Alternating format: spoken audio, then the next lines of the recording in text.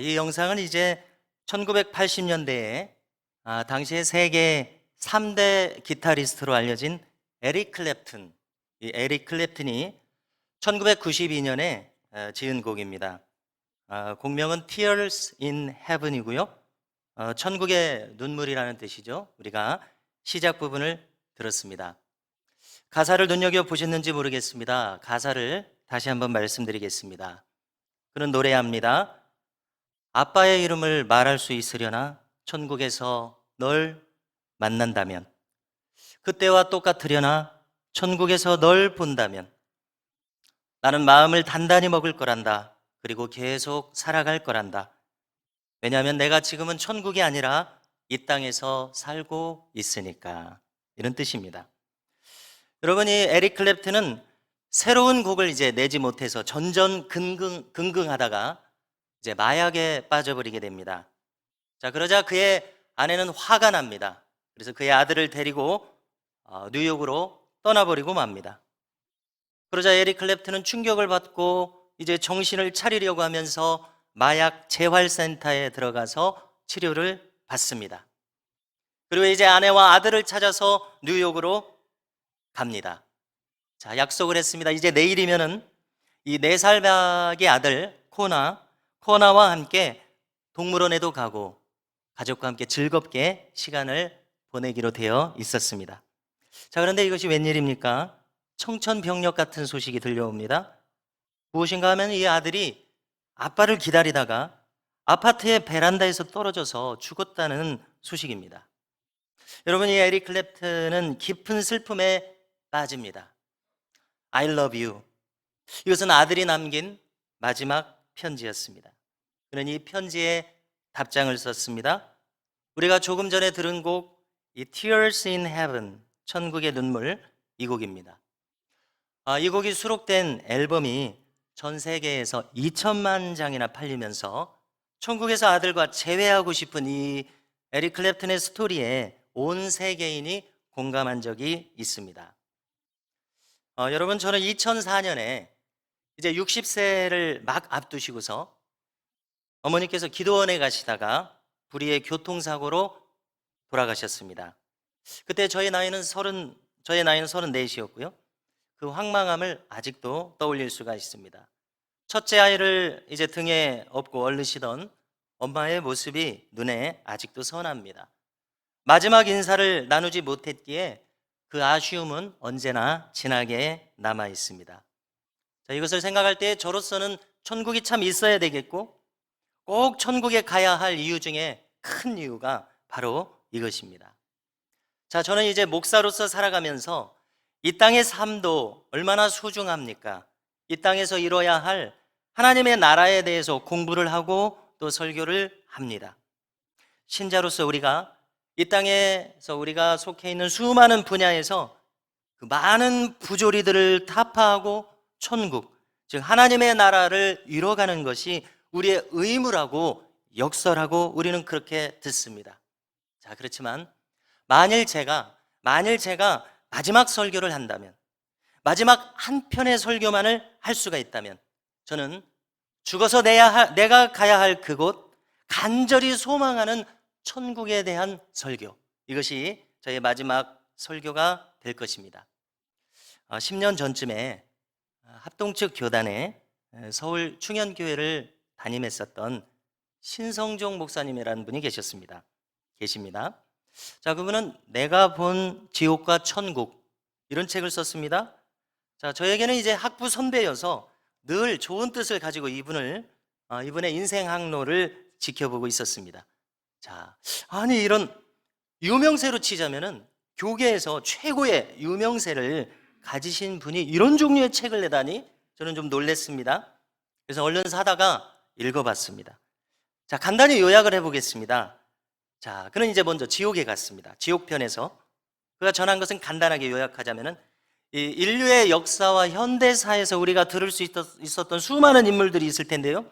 그 수많은 인물들 중에서 대다수가 종교를 막론하고 지휘고하를 막론하고 못된 짓 하던 사람들, 이런 사람들을 수도 없이 그곳에서 목격했다고 그는 기록합니다. 자, 이제 천국에서는 하나님의 보좌가 있다고 성경은 가르치죠. 읽으셨습니까? 자, 그럼 이 하나님의 보좌를 중심으로 해서 첫째 줄에는 순교자들이 있더랍니다. 둘째 줄에는 전도를 많이 한 사람들, 셋째 줄에는 고난 가운데서도 믿음을 지켰던 분들, 넷째 줄에는 약한 사람들을 섬긴 분들, 다섯째 줄에는 누군가를 도와주고 구제했던 분들. 자, 여섯째 줄이 조금 재밌는 것 같습니다. 여섯째 줄에는요, 주일학교 교사와 성가대원들이 있답니다. 일곱째 줄에는 교회를 건축하고 세운 사람들이 보이더랍니다. 자, 이렇게 해서 12번째 줄까지 이어지는데, 마지막 12번째 줄에는 십자가의 한편 강도와 죽기 전에 믿었던 사람들이 보이더랍니다. 자, 평생 학자 출신의 목회자로서 제가 알고 있던 이분이 이렇게 노골적으로 복음을 전하니까 너무나 신기하게 느껴졌습니다.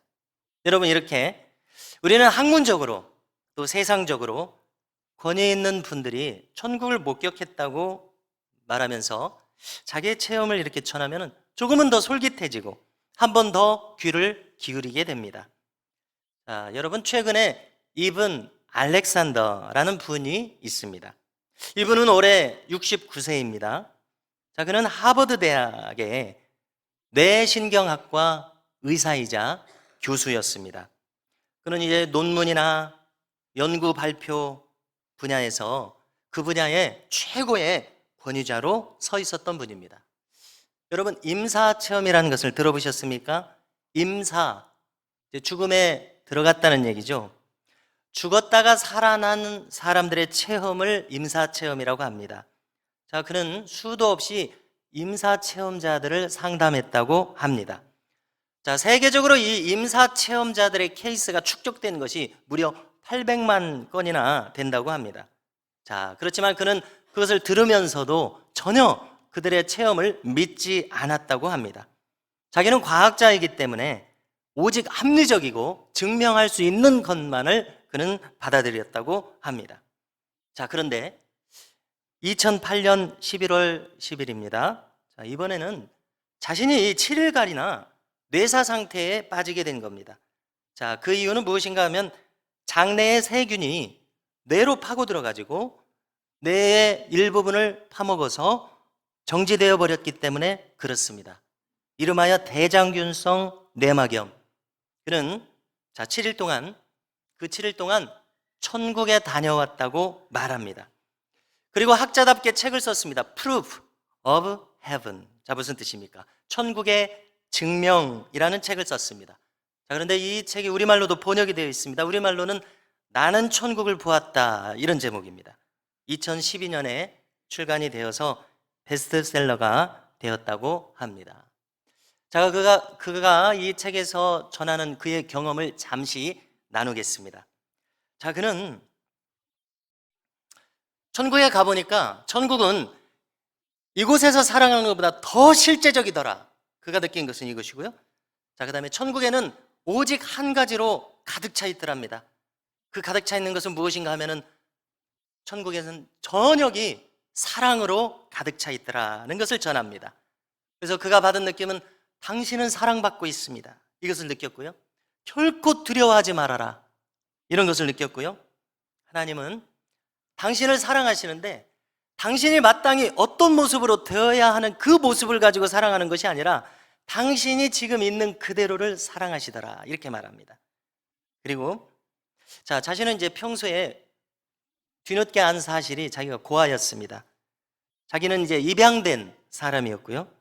그래서 부모님의 사랑을 받지 못했다는, 어머니의 사랑을 받지 못했다는 사랑의 결핍을 평생 그는 느끼고 있었다고 합니다. 자, 그런데 그는 이 천국에서 너무나도 사랑받고 있다는 그것을 아주 절실하게 느꼈다고 전합니다. 자, 그다음에 그가 그곳에서 특이하게 느낀 것은 이 세상에서 많은 사람들이 추구하는 명성, 재산, 업적, 그런 것으로서 자기의 존재감을 세울 필요성을 전혀 못 느꼈다는 것을 전합니다. 천국은 피곤한 곳이 아니더라는 겁니다. 아무 것으로 포장되어 있지 않은 그저 속알맹이에 자기 자신의 진정한 모습을 볼 수가 있는 곳이고, 그래서 자기의 영혼이 아주 자유롭고, 그런 자유롭고 진정한 자기 자신의 영혼이 하나님과 1대1로 대면하는 곳이 천국이라고 전합니다. 그 다음에 또 한 가지가 있는데요. 자, 이 천상의 것을 알게 되니까 이 세상에 내려와서 다시 살아갈 생각을 하니까 너무나 힘들더라는 겁니다. 이 지상으로 다시 내려가야 한다는 것을 알게 되었을 때 그는 내려오고 싶지 않은 것을 느꼈다고 합니다. 자, 저는 여기까지 읽었을 때에 이 임사 체험자들의 공통점을 하나 느꼈습니다. 여러분, 이제 제 서가에는 천국 지옥 간증류의 책들이 한 15권 정도 꽂혀 있습니다. 자, 그 많은 것들을 저는 읽으면서 꼼꼼하게 읽게 됩니다. 관심이 많으니까요. 그래서 성경에서 지탱되는 것들은 주목해서 읽고, 성경에 기록되어 있지 않은 것은 일단 보류를 시킵니다. 여러분들도 겁내지 말고 읽고 싶으면 읽으시기 바랍니다. 성경에서 지지하는 것은 안심하고 읽고, 성경에서 말하지 않는 것은 보류하면 됩니다. 자, 그 중에서 많은 책들을 읽었습니다. 그것이 목사의 의무라고 생각했고, 저도 그것을 궁금해하기 때문에 많은 내용을 읽었는데 제가 한 가지 기억에 남기는 것은 이것입니다. 자, 목사님들이 천국을 직접 목격하게 되면 큰일 난다는 겁니다. 왜냐하면 천국의 아름다움에 너무나 도취가 돼가지고 목회를 못 한답니다. 설교 준비를 못 한답니다. 너무나 거기에 정신이 가 있어가지고요. 천국이 너무나 그리워서요. 자, 그래서 사도 바울의 말이 생각납니다. 그는 빌립보서 1장 23절 이하에서 말하는데요. 읽어드리면은, 내가 그 둘 사이에 끼었으니 차라리 세상을 떠나서 그리스도와 함께 있는 것이 훨씬 더 좋은 일이라. 그렇게 하고 싶으나 내가 육신으로 있는 것이 너희를 위하여 더 유익하리라. 자, 이 말씀을 기억하시죠? 자, 여러분 다시 이분 알렉산더로 돌아와서요. 자, 그가 또 느낀 것들이 이런 것들입니다. 자, 이 세상의 삶 가운데는 중요한 것들이 있고 위험한 것들이 있더라는 겁니다. 그런데 자기의 삶을 돌이켜보니까 자기는 아주 위험하게 살아왔다는 겁니다. 자, 그 위험한 삶이라고 하는 것은 무엇이냐면은 가장 중요한 것들보다 덜 중요한 것들을 애지중지하면서 살았던 그 삶의 방식, 그게 위험하다라는 겁니다. 그리고 그는 이 보이지 않는 영적인 측면을 이 현실의 삶과 비교했을 때에 이 우주의 물리적인 측면, 이것도 굉장히 광활하지 않습니까? 그런데 이 보이지 않는 저 영적인 측면과 비교해 봤을 때는 이 우주의 물리적인 광활한 것이라고 할지라도 오직 먼지처럼 하찮아 보이더라는 것을 그가 느꼈다고 전합니다. 여러분, 뇌과학 분야에서 세계적인 업적을 이룬 사람입니다. 이분은 정말로 검증된 인물입니다. 자, 그런데 그가 평생 봉직하던 그 분야가 더 이상 가장 중요한 것이 아니라는 것을 느꼈다고 말합니다.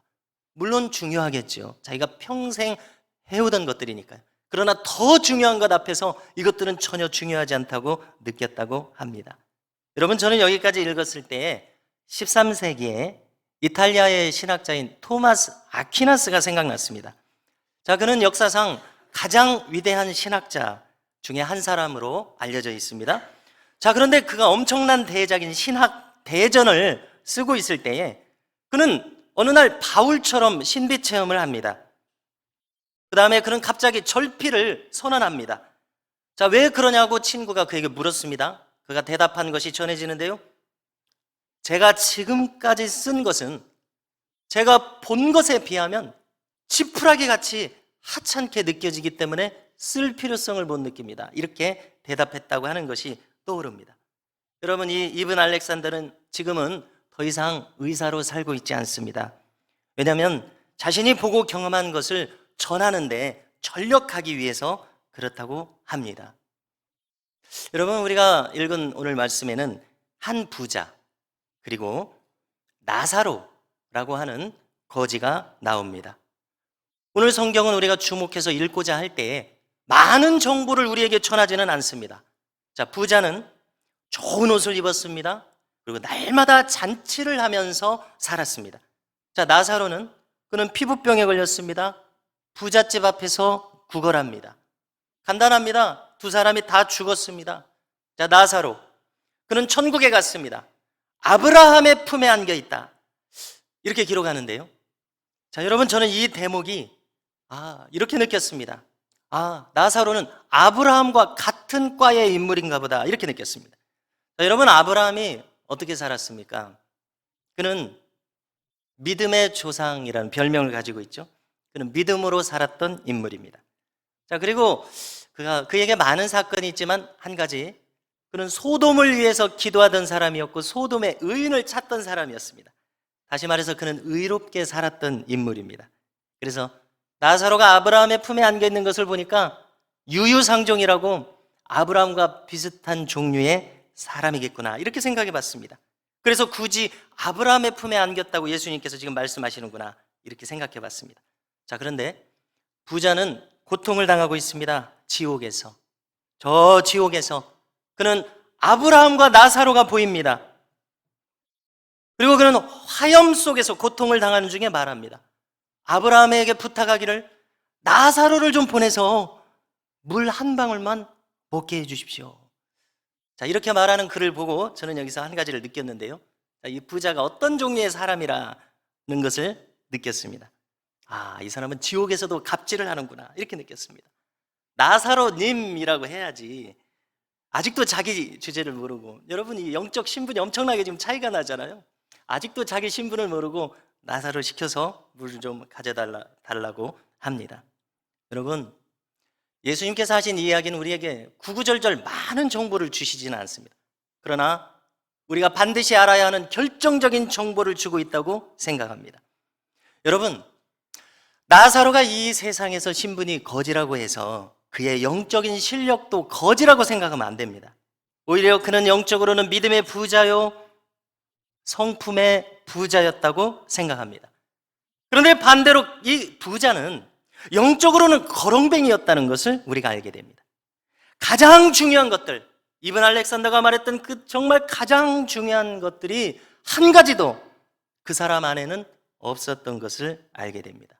여러분, 우리가 살아가는 이 세상에 여러 가지 소식들이 들리죠. 요즘 체육계에는 체육계의 부자들이라고 표현하고 싶습니다. 큰일이 났습니다. 학창시절에 못되게 마음먹으시 온 천하에 드러나서 철퇴를 맞고 있지 않습니까? 여러분, 이 극히 최근에 어떤 재벌가 회장의 죽음이 보도되었습니다. 자, 우리는 이제 댓글을 볼 수 있지 않습니까? 댓글을 한번 보십시오. 그를 두고 애도하는 사람은 아무도 없습니다. 어떤 댓글을 봤는데요, 자기가 괴롭히던 사람들과 다른 곳에 갔겠구나. 사람들이 이렇게 기록합니다. 여러분, 최근에 상을 아주 많이 받았었던 영화계의 부자라고 표현하고 싶습니다. 어떤 감독이 코로나에 걸려서 갑자기 죽었습니다. 그의 댓글을 봤습니다. 아무도 그를 애도하지 않습니다. 나쁜 짓 하고 살더니 인과응보를 받았구나. 이런 댓글이 보입니다. 여러분, 우리가 이 세상에서 부자로 살면 뭐 하겠습니까? 만일 우리가 정말로 중요한 가치에 대해서 거렁뱅이라면 부자로 사는 것이 무슨 의미가 있겠냐는 것입니다. 이 세상에 많은 좋은 것들이 있죠. 제각각의 분야에서 많은 좋은 것들이 있습니다. 그 모든 것들을 우리가 다 긁어 모읍니다.